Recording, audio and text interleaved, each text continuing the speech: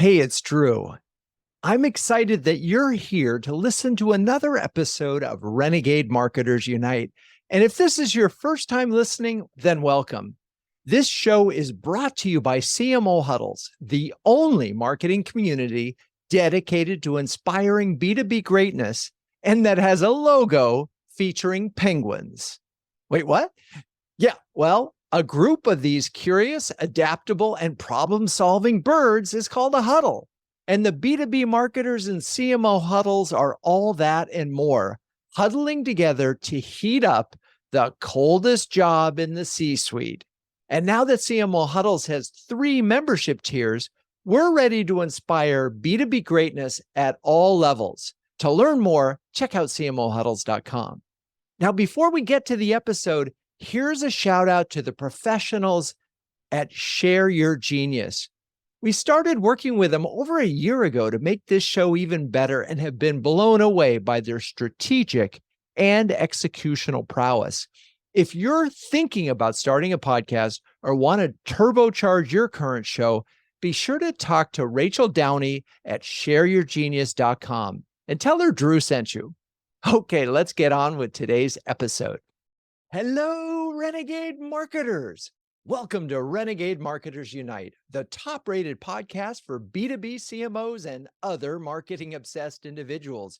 You're about to listen to a recording of CMO Huddles Studio, our live show featuring the CMOs of CMO Huddles, a community that's sharing, caring, and daring each other to greatness every day of the week. This time, we've got a conversation with huddlers Laura Beaulieu of LeanLaw, Ali McCarthy, and Kevin Sellers of Ping Identity on the ABCs of ABM. It's a great conversation. Let's dive in.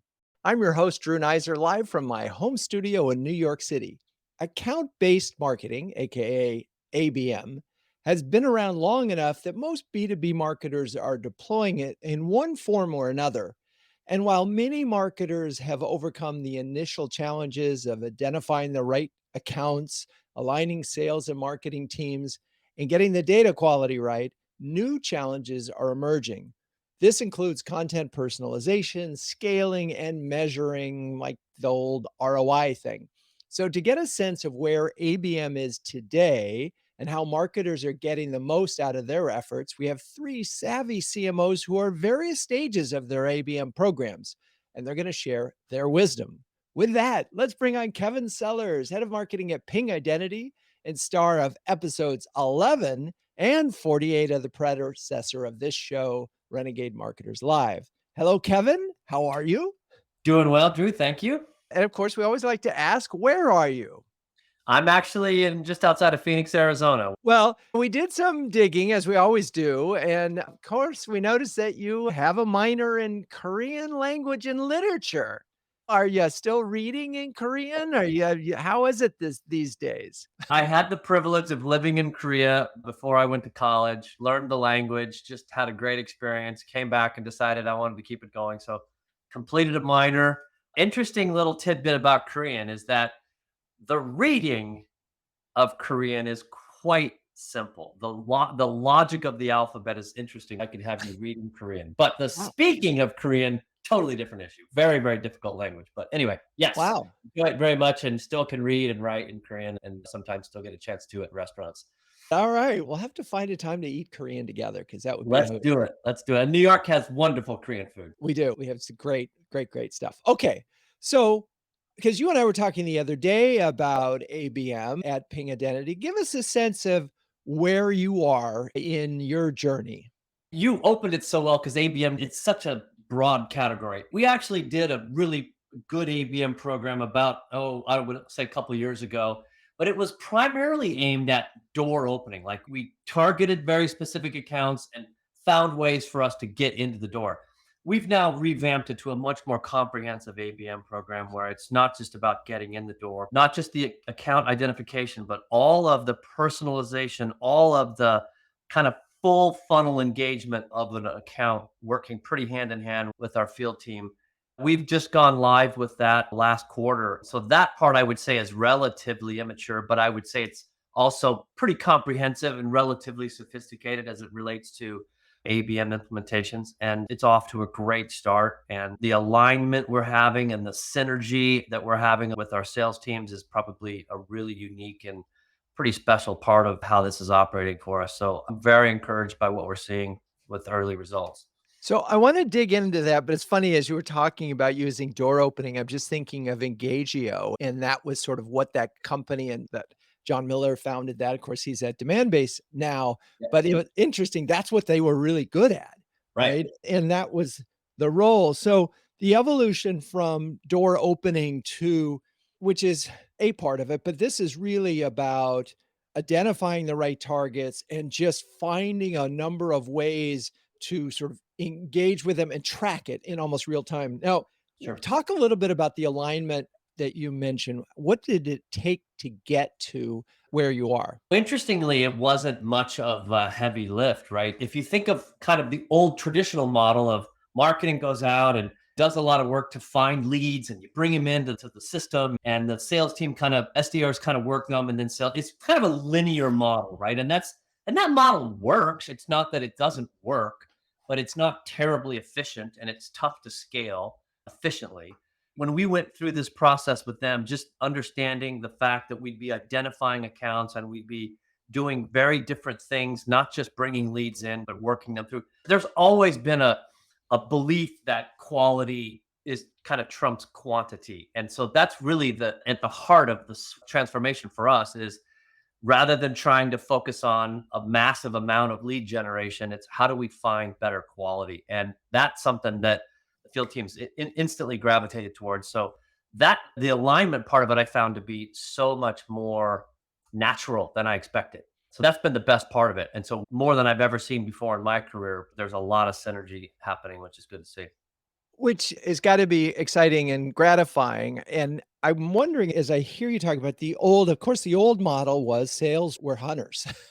True. That's the old model. They That is did kind of soup to nuts. Yep. right. And what this kind of says to me is, and again, this is where it gets sort of tricky. And you and I have talked about this notion of demand capture versus demand generation. But demand capture is the folks that are in the market or possibly in the market. And these tools allow you to find intent, right? And identify people so it is such a different mindset than this world of we got to get people just thinking about the category. So, what kinds of things in this program, when we talk about focus, you could create a list of 100 companies, that's easy. But how do you sort of align that with folks that are actually in the market for your service? Yeah, and I think my experience has been you kind of need three things to align in order for a successful ABM program to really work well. One is you got to have the right people, and that includes some experience that can be internal and external, one or the other, or both. You have to have some expertise. You have to have the right process that's defined, which includes not just identification of accounts, but includes sort of that orchestration of different roles and what we call plays, the plays that we create and execute at a regional level with all of the people. So we define those roles, we define those plays against those target accounts. And then the last thing is the tools. And you got to have the right tools to be able to do this. And as you talk about demand capture, like we live in a world now where the tools enable us to know what our prospects are doing in pretty detailed ways, both on your own properties and off your properties. So you now have the ability to understand not only what activity is taking place, but what topics, what specific issues is a customer or prospect really gravitating towards. So that just makes it so much more efficient for us to know how to engage, personalize that engagement, and then orchestrate that across the different players within Ping to get, I think, a much more efficient result and a much more high quality sort of conversion capable lead flow. So let's break that down. In terms of people, what kind of expertise are we talking about? Well, just I think a lot of it is some ABM expertise, right? Understanding what it means to orchestrate a play and what it means to not just go out and try and create brand awareness, but also how do you personalize and create sort of mid or lower funnel types of content and assets and plays. And so understanding in some depth the sales process, right? So there's this notion of brand building and what probably is more traditional called demand generation, which is really marketing to the segment of the market that's not currently in the market, right? And that's an important part of your marketing mix. But when you're really going for what we call, what you referenced as demand capture, you really have to have people that have a pretty deep knowledge of the sales process, the customer engagement process, customer experience. And in today's world, really a pretty savvy understanding of just digital marketing itself, because digital marketing and what we call digital marketing is kind of really morphing into what I call digital sales. Your marketing engine has to be able to both identify, but also in a self-serve way, acquire customers. So that's the change that's taking place, that you need some expertise around that, or it's going to be a big challenge for you. And yeah, that was a lot there. And I want to get to digital sales. We may get to that later because totally agree and on board. We're all becoming these self sufficient buying engines. We're just used to doing it on our own. When we talk about plays and orchestration, we had a bonus huddle with Forrester, and a lot of the folks were talking about 20, 30, 40 different touches Yep. before a sale. How do you create a play Yeah. that represents that crazy journey that your customers are going through? Well, part of what we've been able to do then is our targeting, we've broken it down to regional and territory levels, right? So as we do that, we look at, do we have particular verticals that we want to within those targets to go specifically after, so we can create the right kinds of content and engagement from a marketing perspective. But then we develop specific, we work with obviously the SDRs around scripting and things that we need to do that will align with that overall message. And then we kind of orchestrate and choreograph what the touch points would be from the field teams. And so a play really is around identifying the specific targets and verticals, so we can do sort of the one to few kind of engagement and personalize where we can. But it also is specifically on exactly what that core message is, where those accounts are in their intent cycle, understanding where they are. Are they in market? Or are they not in market? And that sort of delineates and allows us to determine, okay, this is going to go a more personalized play around these topics and in this sort of execution. And then others that are not currently in market, we sort of have a different set of content and a different play, if you will, that we work more closely with SDRs on.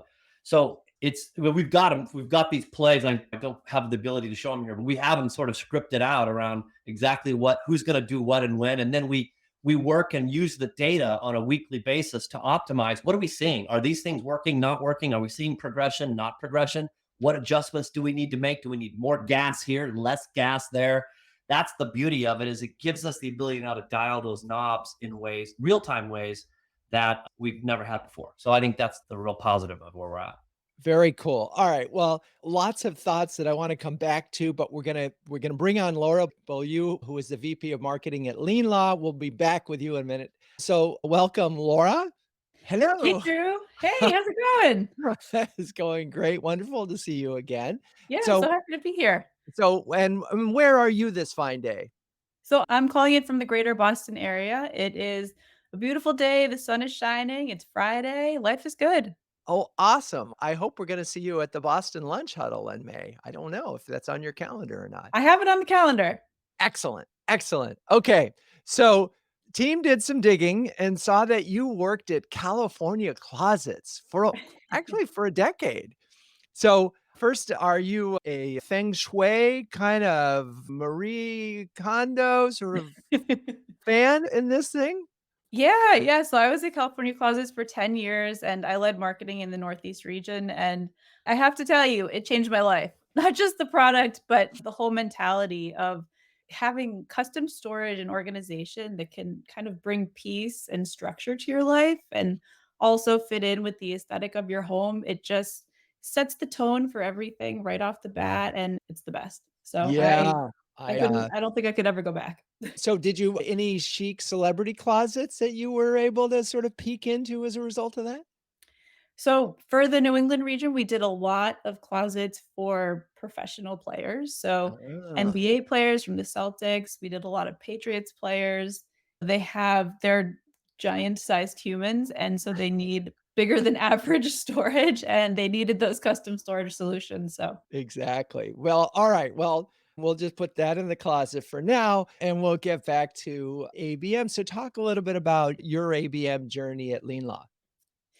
Yeah, so ABM for us is it's a full funnel activity that really supports all of our other marketing initiatives with laser focused targeting and messaging. We've been doing it now for about a year and a half.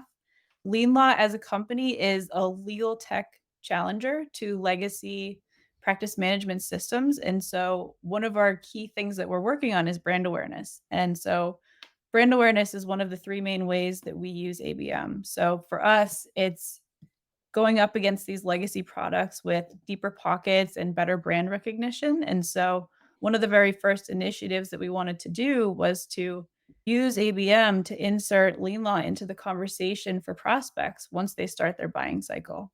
And we love ABM because it can be so narrow and so focused that the spend can be very efficient. So I'm imagining we're talking about you're getting a just say an email list or a list of all of your potential prospects, Mhm. and you're finding a way with through sort of whether it's retargeting or other forms of using just it's sort of display advertising in front of people who are probably in the journey. Is that what we're talking about? Yes, that's exactly right. So we do that, and then we do top of funnel, which is top of funnel prospecting combined with cold outbound email for the consideration stage. So our customer buying cycle is pretty long. So it's 12 to 18 months, and it can be pretty complex just due to the complexity of the software that they're buying. A lot of times they're already locked into all legacy software with a multi-year contract. And so our job is to get in front of them consistently for those 12 to 18 months and say, okay, are they spiking in intent? Are they visiting the website? Are they aware of lien law? And that's really the job of the ABM campaign is to drive them from unaware to aware. And so let's talk about that because in huddles, awareness comes up in the context of PR a lot, and awareness comes up, but it's such a difficult notion to sell to the C suite often because it doesn't feel like the same thing as leads or pipeline or other Mhm. things like that that feel closer to a sale. But we know you can't get to pipeline without awareness because you would like to, right? How are you looking at when you're using ABM for awareness? How do you get a sense that this is working for you, that you're starting to people are recognizing your brand, that your target's recognizing your brand? Yeah, so a lot of times we're going after a buying committee, right? So it could be 3 to 5 people within the law firm that we're targeting, and ABM has this incredible ability to track these people specifically. It goes after each of their devices, right? So you upload the list of these contacts and it says, "Okay, here's their cell phone, here's their computer, here's their every single device that they have." And so you know that you're hitting them consistently and you can see those results right in the data. And so do you have a frequency sort of modulation where you say, all right, if I've gotten him 7 times or 6 times or 10 times that I've done my job? Well, it's gonna be more than that, right? That's just the beginning. So, the ultimate goal of ABM for us is to drive pipeline and to drive revenue. So, we Okay. want them to go from unaware to aware to schedule a demo, ultimately to buy. So, we are not completely satisfied until they've scheduled a demo and that they're consistently progressing through the funnel. So, for us, ABM is really it's a full life cycle campaign. So, the third big one that we do is for stalled MQLs or at-risk opportunities. So not just the top of funnel, but also we wanna be supporting people as they're going through the funnel. So it could be people who've attended a demo and then gone really quiet, and it's all about re-engaging them and sparking interest and providing them downloadable resources in tandem with the other activities that we're doing. And then for the opportunities campaign. So for this one, you have to work really closely with sales because a lot of times sales does not want you touching the opportunities. They like to handle that. But for us, where we're seeing this longer buying cycle, it's really important that we step in there and support them. And so when we look at opportunities, we want to make sure that are they progressing? So have they been sitting in the opportunity stage for more than 30 days? What's taking so long? What are the considerations? And so we've worked really closely with sales to define, okay, is there one, what's the objection? Two, can we create content around that? And then three, how do we sync it up to the ABM platform so that we know we can deliver those messages to support their objections? And what we're doing right now is we're building out one to many campaigns specifically focused on reactivating them and getting them re-engaged so that sales can kind of take back over. What's so funny about this is I can't say this clear enough, and I'm sure I'm gonna get it. The notion that sales can take it from here is the most antiquated notion and the most untrue notion that exists in marketing and sales right now. I was Yes. looking at a one huddler's journey map, and marketing touched about 90% of the journey. And this was a lot of that was after the demo or the proof of concept. It doesn't stop. So why is it that there's this perception that, oh, we'll take it from here would actually work? I don't know. I don't know. The way that we view it at LeanLaw is it's real marketing and sales are the revenue engine. You have to work together and you have to be totally synced on what you're saying, when you're saying it, and who you're saying it to. I think this sort of mimics what Forrester was saying. I think the notion of marketing sourced leads at this point is probably we can say goodbye to that too, because it doesn't matter. Because whether Right. it's marketing source or sales source, marketing stays involved pretty much till the end and then it's still involved after the fact. Anyway, how much of this are you doing in-house? All of it. Okay. Yeah. And Kevin talked about the need for really educated people. Did you have to bring in people with this expertise or did you all sort of develop it along the way?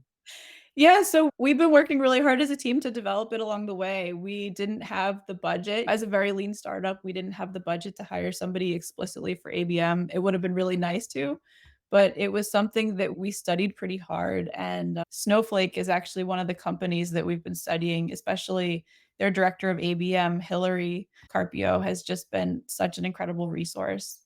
Everything she posts is pretty much gold. So if you're looking for a follow on LinkedIn, she's amazing. All right. I'm curious, what tools are you using and if you can share?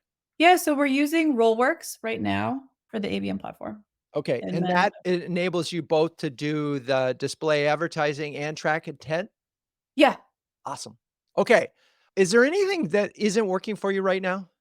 the thing that we're tackling right now is the longer buying cycle. So initially, data was a big thing because you really have to have your CRM 100% synced, especially with your life cycle stages. So it took us probably 6 months to get to that point where we were confident in the data, everything was accurate. But now it's the longer buying cycle. And that's why we're building those new campaigns.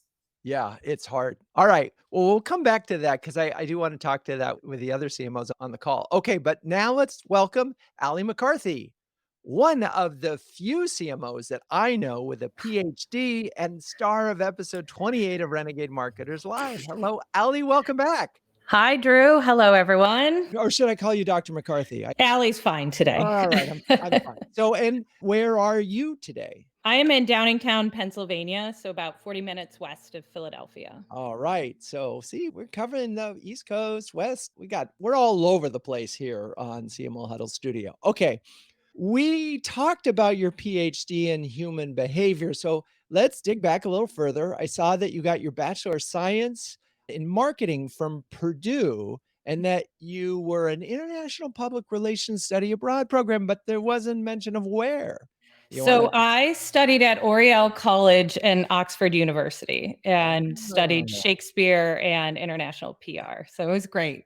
All right. Okay. So let's talk about your thinking about ABM and how that's matured over the last few years. And it's interesting to hear. I mean, I got to hear what Kevin is doing and so forth. So where does your approach fit in relative to what you've heard so far?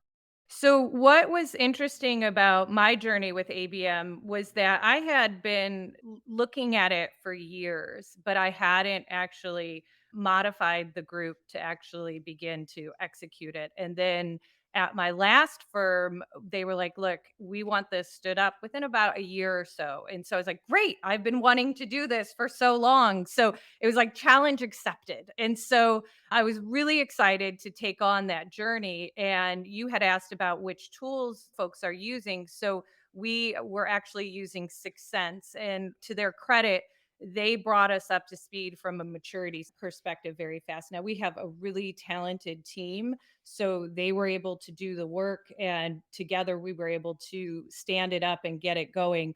But I would say for folks that are still figuring out where they want to go. And I think both Kevin and Laura mentioned this. There's this notion of one to one to few, one to many, demands in there, brands in there. So I think not getting caught up of where exactly is the beginning and end of account-based marketing, but understanding that at your firm, it can be defined to what you need it to be. And it will give you the insights that you need to grow your firm. So if you haven't gotten there, you may not be as excited as the challenge that I was, but I would say fear not, because it allows you to go to places and gives you the insights. And I'm telling you, once you do it, you will never go to any other role without doing account based marketing. I am changed forever. Oh, that's So, amazing. Once you go yeah, ABM, you don't you, go you back. don't All go right. back. So,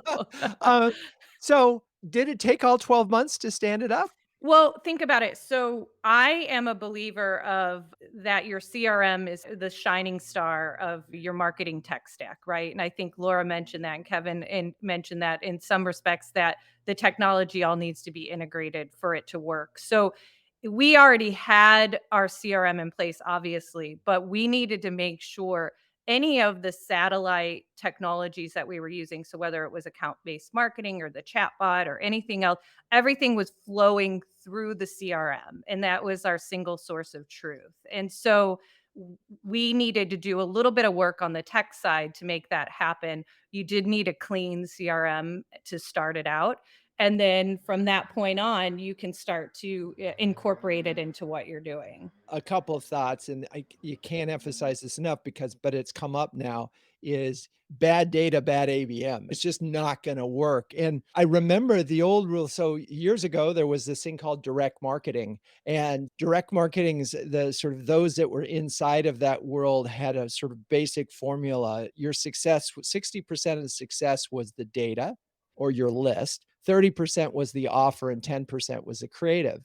And in many ways, that hasn't changed that much. If the data is bad, forget about it. Right. And that could be also not just the fact that you have bad data, is that you perhaps defined your target wrong.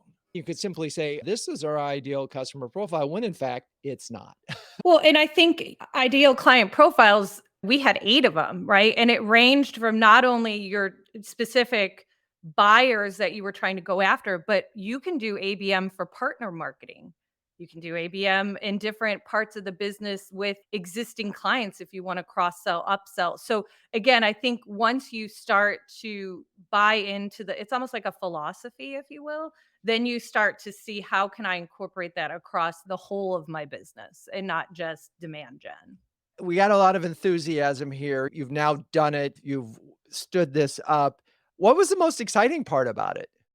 So when it actually started to come into the development phase and kind of visualizing the strategy that we were going to put in place, and I was kind of working through where we were going to start and what we were going to do and timelines and everything, you discover quickly that it is exactly at this intersection of the purpose of what marketing adds value to the firm and the intent of the firm to grow and drive revenue. And when you decide that's where marketing sits anyway, and it's doing things that we would have already done, and it's also very aligned with the why we want to win from a business perspective. And so from that point, it just allowed you to redefine. I think we had talked about metrics and things of that nature. And where marketing's explicitly tied to revenue of the firm. I feel like some of the challenges that I had prior to implementing this type of philosophy into the marketing group, I think we were looking at metrics, maybe, I don't know how to say it. Maybe I was further out and I wasn't tied so close to revenue. And it gave me that confidence that I was like, look, you can't decouple us anymore. We're not just a cost center. Here we are, and here how we're adding value to revenue. Which is amen. I want you to repeat that initial bit about the intersection, because I think it Yep. was really profound. I didn't get all the pieces exactly right. And it's pretty simple, but very profound. Can you say it again? So the purpose of marketing, and where we as a group, the purpose that we add a value to the firm and the intersection of where the firm wants to win in the business, there's like ABM meets us in that space. So marketing's purpose is right. We're the storytellers. We're trying to get the values of the firm out to the market so that we can capture and bring folks in and it be a magnet, if you will. And the firm wants to grow, right? We want to have employees. We want to win in the business. We want to succeed in our space.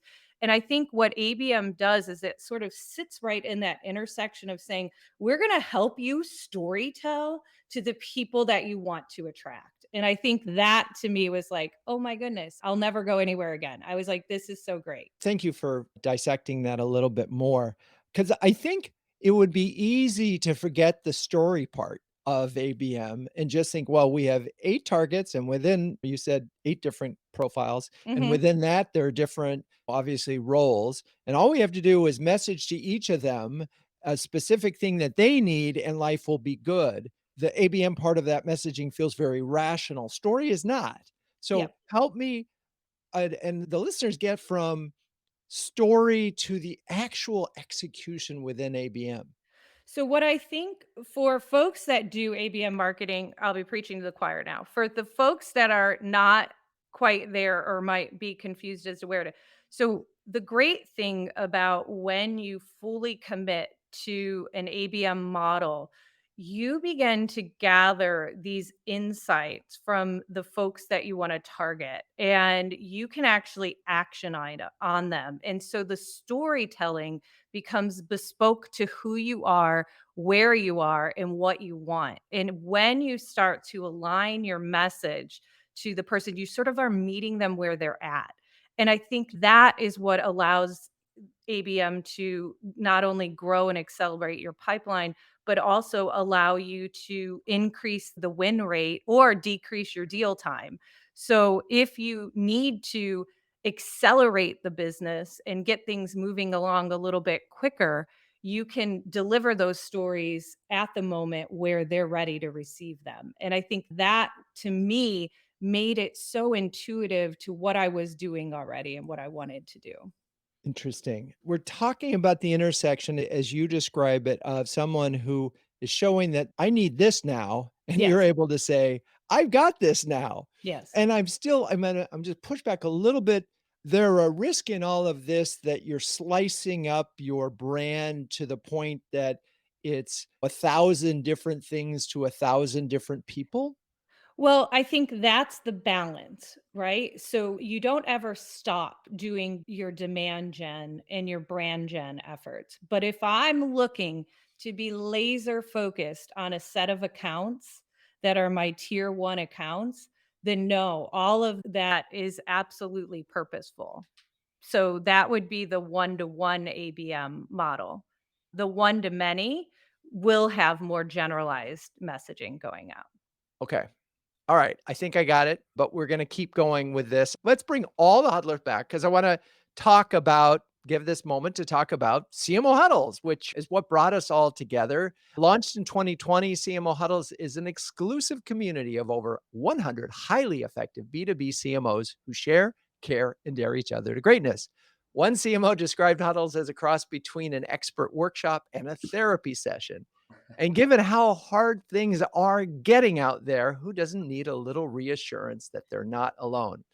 Everything about CMO Huddles is designed to be a force multiplier, helping you to make faster, better, and more informed decisions. And since no CMO can outwork this crazy job, CMO Huddles is here to help you outsmart it. So, Kevin, Ali, Laura, are you on the therapy side or the executive workshop side? And I'm wondering, as you think about that, if you could share a specific example, maybe of how CMO Huddles might have helped you in your role. I would say both for sure. It's so, so incredibly validating to be in a room, well, a virtual room with all these other CMOs who are in the same position that you are. And I love how you break it into business stages, Drew. It's so helpful to be in a similar size company range. One example for me was last year in Q3 when everything kind of dropped and pipeline dropped for everybody across the board. It was so validating to hear that it wasn't just your company, but it was like 40 to 50% of the room. And I was able to take that back to my leadership team and say, hey, this isn't just an us problem. This is a nationwide problem. And it was just hugely helpful that it wasn't just impacting us, but impacting everybody else. And to have those insights, you're not going to get that anywhere else. Yeah, amazing. Thank you for that. Kevin, anything?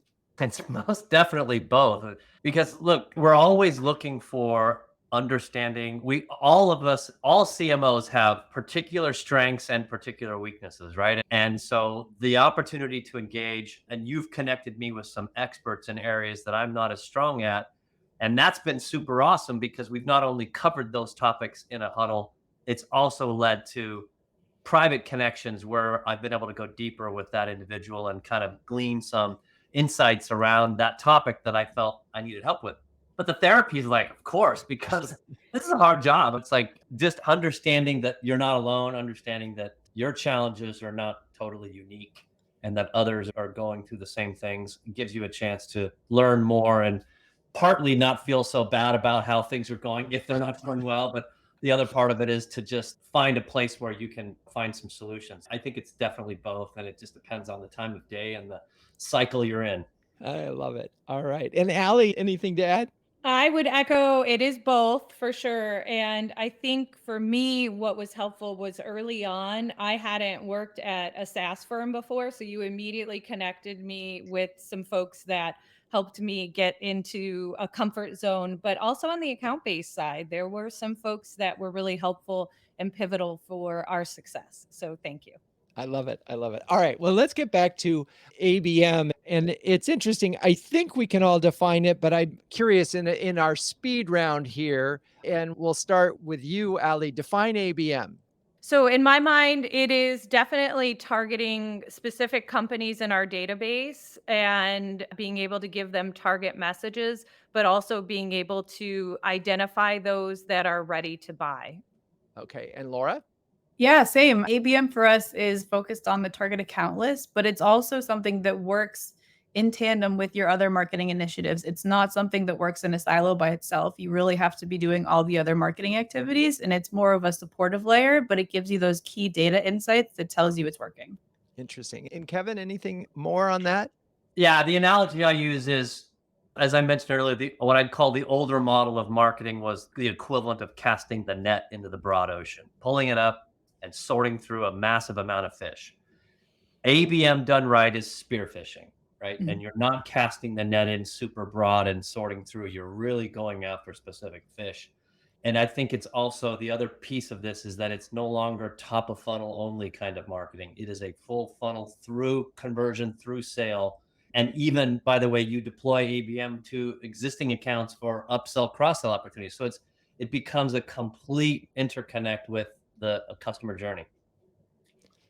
Interesting. And so if in my mind, as you stretch it all the way through to customer marketing and partner marketing, it feels like it's just we're getting to a place where this is very personal, right? And you have data that you know about an individual based on what you've tracked so far. And in theory, that data just keeps getting richer and richer through the journey that you then are able to know this customer and communicate to them in a way that continues to add value. Is that a fair assumption? Because there's a lot of conversation. You could look at this as a tactic and as a percent, but it feels like it's a philosophy, well, almost more than anything else, and a commitment to delivering value. Because I'm guessing that you can't make these conversions, you can't progress them if they're at a certain stage of the process and you deliver the information they can't use or they don't want, you missed. So it's about delivering value in the moment. Is that sort of fair? And I guess the challenge is, how do you know what that value is? I think you hit on something really important, Drew. The best marketing in the world is when you can deliver value to a prospect. How many of us have been the targets of an ABM campaign? I know I have multiple times and done well. It's impressive because there's value there, there's personalization there. So when somebody's done enough work to say they understand, and by the way, because again, the tools exist, a lot of times people will know enough about me to where they can actually personalize it, but it's meaningful. I think about it differently than if it was just a generic email or some generic outreach. So the notion of personalization at scale is It's always better. So if I can deliver value and I can do it in a way that's personal to you, it's going to cause a different reaction than if it was just a generic outreach, right? So the challenge then is, how do you do it at scale? It's easy to do it in small numbers, right? When we first started a couple of years ago, we picked 100 accounts and we did all these things for 100 accounts. It was great. It worked awesome, but it was not scalable. So getting it to a scale is one of the big challenges you have, is you want to expand that target list. But the point comes back to personal always wins. It's always better than non-personal. It's a function of how you do it. And I'm imagining that at this moment, there's going to be this quantum leap because of AI in the ability to do this on a personalized level that didn't exist 3 months ago. I'm just guessing that's gonna happen, like, and it's gonna be revolutionary to how ABM works. Are you seeing any of that? I would think that a Sixth Sense might be already on that. Oh, yeah. There's already engagement tools that we can tap into that are leveraging AI to be able to streamline the whole personalization process. So it's learning. The model will now accept AI, and you can start to infuse that across your marketing efforts. And so it won't be, hey, I think the CFO is going to be interested in ROI. I think it's going to be able to look at the track record of the CFO, where they've worked before, all of this thing, and do so much analysis for you. Kind of scary and kind of cool at the same time. I just want to get a sense for people listening. If you were to say that ABM is a part of your budget, is it 50%? Is it 25%? Is it 75%? And I know there's a lot of components of ABM, but when you look at it as part of what you do, because we can say PR is not ABM, right? Laura, when you look at it as a percentage of your budget, more than half, less than half? No, no, it's actually not a big percentage. I would say it's 10 to 15% of the total budget. Interesting. Okay. Then Ali, again, without revealing any confidential things, I mean, what do we scale it for us? Give me a sense. So the tools itself can get pricey over time. It depends how much you're connecting. But again, going back to a well-organized marketing tech stack so that everything's flowing through your CRM, it's just pieces of different technologies that you're using to execute a full ABM campaign. So I think just to pull it apart and separate it, you're right, PR may not be functions of that, but it's feeding some of the things that we're talking about in ABM. So I think that you kind of look at it as it's a necessary evil, just like the CRM is. Very cool. We have a surprise guest that I want to bring in, John Russo, who happens to be an expert on ABM. We haven't done this before. Hey, John. Drew, great to see you. Nice to see you. And have you been listening in? I have been listening to the entire conversation. Awesome. Okay, so where'd we go wrong?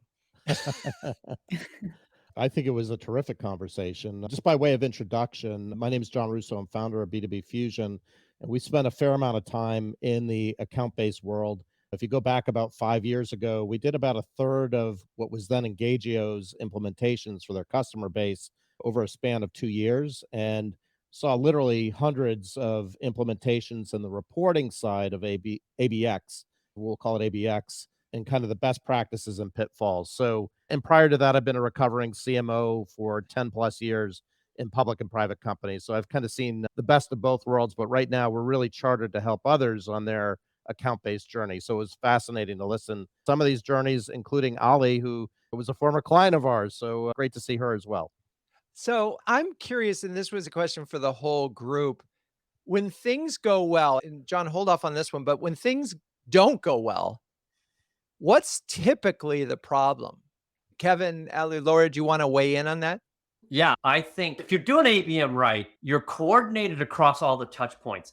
And the worst thing that can happen is if the left arm doesn't know what the right arm's doing and there's an engagement that happens with a customer. Imagine, you've probably seen this before. I've seen it many times in my personal life, where you receive some sort of outreach or communication, and then the follow-up is completely disjointed or disconnected from whatever that was, right? You can immediately destroy the experience if there's not a sense of coordination and real focus. So I think that's part of the challenge, is that it's theoretically so great when you look at it on paper. And in practice, it's really hard. There's old habits and there's power struggles, there's all kinds of issues that you have to get through. But having that level of coordination so that the communication and the engagement is crisp and choreographed is so essential. And that's where I've seen where breakdowns happen. I would echo the technology will do what it's supposed to do. It's humans that might make it messy along the way. But I do think I would echo Kevin's comments that alignment and then the trust factor, right? We can come in and pitch a great program and say marketing's going to do all these things, but then there needs to be that level reciprocal trust by the sales team, the service team, the different groups that we might be taking over some of the comms for to be able to make sure that it is a seamless journey. I'll start a little bit at the beginning of the journey is having a clean CRM. That is by far the thing that is going to set you up for either success or failure. If you don't have a clean CRM and your team isn't using the fields the way that they're supposed to or the way that you're intending to use them, that is going to just throw you off the rails pretty quickly. So having that alignment and agreement in terms of what's going to be updated, which things are we using, and just making sure that it's 100% accurate is what's going to set you up for success. And I've heard some CMOs saying we won't let sales touch the CRM because they tend to not do it very well. But so we've heard two things: very clean data and a team commitment to the process. John, anything else when things go wrong? What's issues? I was going to say that exact same thing, process and data. And if you don't get those right, you get a lot of inefficiency. So inefficiency on the spend of MarTech, inefficiency on the hiring, inefficiency on the focus. So I don't think I would add anything else to what we've already heard. And so on this question of percent of budget, Ali mentioned it was a relatively small part of their budget. In terms of your clients, John, is in some cases, can somebody spend 90% of their budget effectively on ABM? Yeah, typically where you see that is in a very defined target market, like healthcare, US healthcare, for example, where there's 300 or 400 healthcare systems. There you're almost all in on ABM because or account-based experience in that it's a very focused target market versus say a more greenfield opportunity, a SaaS security company that's growing. It's a little bit different there because you might have demand gen as well as account-based, so there can be different motions depending on the type of company that you're dealing with. Right. That makes sense. Again, if your target is small, you are by definition, you may not be using the tools. And so, and Ali, you did mention that the tech spending can be a lot. So I'm imagining, because one of the questions from an audience was the budget as tech resources and spend. I'm imagining that's going to start to get up beyond the 10 to 15% of the Well, budget. and to layer on top of it, when you're doing experiences, right? And ABM or ABX, as you might call it, John, will include potentially things like events and or bespoke advertising aligning to that account. So again, you were going to spend advertising dollars anyway, and you were going to do events anyway. This just sort of directs those dollars to me in a meaningful way. So that's why I said it's hard to almost, yes, the technology is a component, but you're actually infusing some of the things you would already be doing into your account-based marketing. And so just to sort of wrap up, we're talking about ABM and ABX because it works, right? And when I say it works, it is actually solving the age-old question of, is marketing driving revenue? And so you can track marketing efforts to revenue through ABM. Is that categorically true? Were we talking about a 95% success rate with ABM? Yeah, great question. Let's go back to what you were earlier saying about, is it true that ABX produces either better revenue or quicker results than non-ABX type solutions? And I would say from our data that we've seen with our clients, absolutely yes.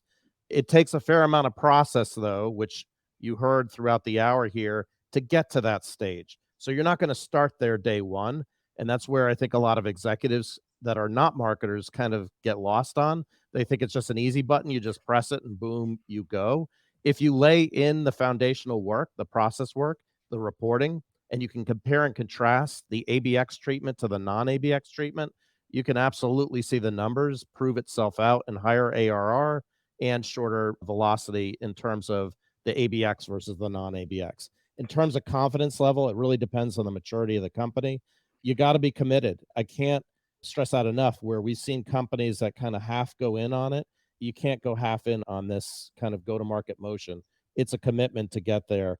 For the companies that commit there, yeah, you do get the 95%. For the ones that are not committed, you're not going to get to the destination. So there's no real clear percentage, but you really got to be committed to that outcome. Yeah, I mean, it's obviously that's probably true for almost any marketing effort, but more true than this. So the groundwork, I mean, Ali, you mentioned 12 months. John, is that a typical time to get everything working? Yeah, it's really a function of the size of your sales organization, your SDRs. But I would say on average, 12 months is probably a good benchmark with kind of milestones along the way. So you're not like fireworks at the end of 12 months. It's every 30 days. Ta-da, this is what to expect. So yeah, I do think realistically to be hitting on some cylinders really well, it's going to take a 12-month effort. Okay. All right. Real quick, because we're running out of time. Final words of wisdom for other B2B CMOs on tackling ABM. First up, let's go with Laura. Yeah, so I would say if you really want to make sure that your sales team is engaged, make sure that you're delivering high quality MQLs. So when we started, we were delivering any type of intent spike, and that very quickly led to sales burnout. And so you want to make sure that you're not serving them until they're ready, that you want to keep nurturing them. Nurture until they're ready. Okay. Ali. I would just say embrace ABM and allow it to drive the reputation and relationships and revenue within the firm. Love it. And Kevin. Great. Put me last so they take all the goods comments. And I know you can handle it. No, I think what's awesome about it is it doesn't preclude creativity and innovation. In fact, in many ways, it allows you to do some things and test and experiment on smaller groups of accounts. So I love it because it's super focused. It's very efficient. The data is awesome.